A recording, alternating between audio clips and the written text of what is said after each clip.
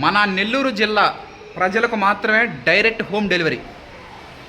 ఈ అవకాశం కేవలం నెల్లూరు జిల్లాలో ఉన్నటువంటి సీనియర్ సిటిజన్స్కి మాత్రమేను. డైరెక్ట్ హోమ్ డెలివరీ నెల్లూరు ప్రజలకి